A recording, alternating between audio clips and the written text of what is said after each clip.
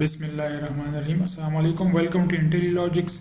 इस लेक्चर में हम स्विच के ऊपर बात करेंगे। स्विच जो है वो मल्टीपल या सेवरल एक्शंस में से किसी एक एक्शन को एग्जीक्यूट करता है। मतलब अगर डिफरेंट ब्रांच ऑफ एग्जीक्यूशन है तो उसमें से किसी एक ब्रांच को वो एग्जीक्यूट करेगा। सिंटैक्स इसका कुछ इस तरह है कि स्विच स्टेटमेंट होगी हमारे पास, स्विच कीवर्ड होगा और इन ब्रैकेट्स के बीच में हमारे पास कोई वेरिएबल होगी या एक्सप्रेशन होगा और मतलब यहाँ पे कोई वैल्यू होगी। वो वैल्यू इंटीजर भी हो सकती है, स्ट्रिंग भी हो सकती है, बूलियन भी हो सकती है। जिस टाइप की यहाँ पे वैल्यू होगी तो उसी टाइप की वैल्यूज़ हम यहाँ पे स्पेसिफाई करेंगे और बेसिकली ये जो वैल्यू है इन वैल्यूज़ के साथ उसको हम मैच करेंगे। जहाँ पे मैच हो जाएगा तो उस केस के नीचे जो स्टेटमेंट है वो एग्जीक्यूट हो जाएगा। और ब्रेक का काम यह है कि ये जो स्विच की बॉडी है उससे मतलब ब्रेकआउट कर जाता है, बाहर निकल आता है। तो यहाँ पे आपके पास आपकी मर्जी के मुताबिक, रिक्वायरमेंट्स के मुताबिक मल्टीपल वैल्यूज़ होंगी, मतलब value 1, value 2 up to value n। तो इन n नंबर ऑफ केसेस में से जो भी इस वैल्यू के साथ मैच करेगी तो उसके अंडर जो स्टेटमेंट्स होंगी वो एग्जीक्यूट होंगी। ब्रेक ज़रूरी है क्योंकि हमने इसे फिर बाहर निकलना है, अदरवाइज़ ये फॉल थ्रू करेगा। ब्रेक के बाद अगर ब्रेक नहीं होगा तो ये जो बाकी केसेस हैं उसको चेक किए बगैर उसकी स्टेटमेंट्स को एग्जीक्यूट करेगा। और इसके एंड में हमारे पास एक डिफ़ॉल्ट स्टेटमेंट है। ये स्टेटमेंट जो है तब एग्जीक्यूट होंगे जब ऊपर की तमाम केसेस जो हैं वो मैच नहीं करेंगे। तो फिर हम आएंगे और जो डिफ़ॉल्ट स्टेटमेंट होगी ये एग्जीक्यूट होगी। इसके साथ हम जो प्रोग्राम बनाएंगे उसमें हम यूज़र से दो वैल्यूज़ इनपुट करेंगे और फिर हम यूज़र से पूछेंगे कि आपने कौन सा ऑपरेशन परफॉर्म करना है इन दो वैल्यूज़ के ऊपर। तो यहाँ पे लेट सपोज अगर यूज़र 3 एंटर करेगा तो 3 जो है वो मल्टीप्लिकेशन के लिए है। तो हम क्या करेंगे, ये जो दो वैल्यूज़ हैं 3 और 4 इनको फिर हम मल्टीप्लाई करेंगे। तो आते हैं और यूज़र से हम 3 इनपुट्स लेंगे, 2 जो हैं वो नंबर्स होंगे और थर्ड वेरिएबल जो होगा वो यूज़र की चॉइस को स्टोर करेगा।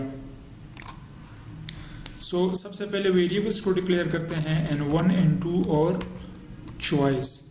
तो यहाँ पे पहले आउटपुट स्टेटमेंट होगा enter first number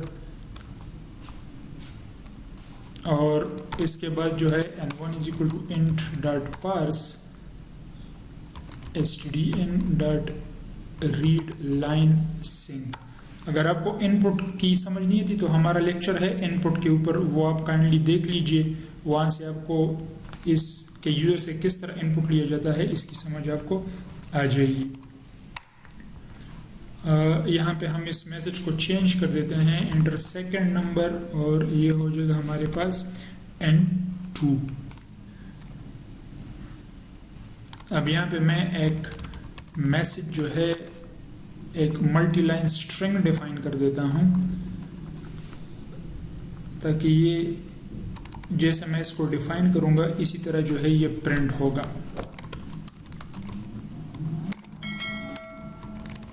select operation 1 for add, 2 for subtract, 3 for multiplication, 4 for division.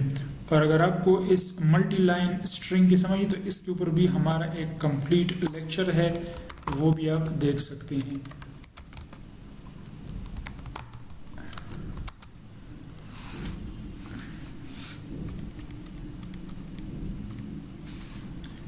यहाँ पे हम stdout डॉट राइट और ये जो मैसेज है इसको हम प्रिंट कर देते हैं। सो फिलहाल इतना प्रोग्राम एग्जीक्यूट करते हैं और देखते हैं कि हमें आउटपुट क्या मिल रहा है। Enter first number, enter second number, फिर आ गया सेलेक्ट ऑपरेशन और यहाँ पे हम जो है यूज़र की चॉइस एंटर करेंगे। तो उसके लिए भी हम जो चॉइस वेरिएबल है उसको असाइन कर देंगे यूज़र जो इनपुट करेगा, रीड लाइन सिंक। अब हमने फैसला जो है वो इस चॉइस के ऊपर करना है, सो मैं लिखूंगा स्विच और यहाँ पे चॉइस और ये स्विच की बॉडी है। अब अगर केस 1 हो, केस 1 का मतलब ये है कि अगर इस चॉइस के अंदर 1 हो तो हम क्या करेंगे, n1 और n2 को जो है वो हम ऐड करेंगे। सो यहाँ पे मैं लिखता हूँ print sum is equal to dollar n1 plus n2, और इस कॉन्सेप्ट को यहाँ पे हम स्ट्रिंग इंटरपोलेशन कहते हैं। जब आप स्ट्रिंग लिटरल के अंदर कोई ऑपरेशन परफॉर्म करते हैं तो डॉलर साइन लगाते हैं और करली ब्रैकेट्स यूज करते हैं। ये इसके ऊपर भी लेक्चर है, आप वो भी देख सकते हैं अगर आपने नहीं देखा। ब्रेक कर दिया। अब केस अगर 2 हो तो फिर हम क्या करेंगे, 2 जो है वो माइनस के लिए है तो डिफरेंस आएगा n1 माइनस n2। इसके बाद भी हम इसको ब्रेक कर देंगे। सिमिलरली केस 3 जो है ये है मल्टीप्लिकेशन के लिए, तो हमें प्रोडक्ट मिलेगा और प्रोडक्ट जो है वो n1 स्टेरिक n2 मल्टीप्लिकेशन से हमें प्रोडक्ट मिल जाएगा। ब्रेक कर दिया। और केस 4 जो है वो डिवीजन के लिए है तो हम प्रिंट कर देंगे और इससे हमें कोशेंट मिलेगा, quotient is equal to dollar n1 divided by n2।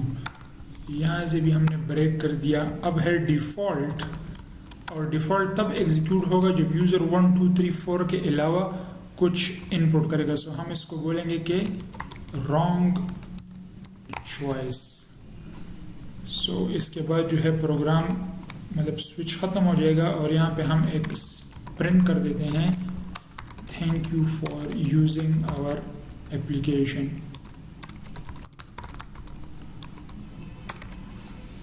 So program complete हो गया है। अब इसको हम एग्जीक्यूट करते हैं और स्टेप बाय स्टेप देखते हैं।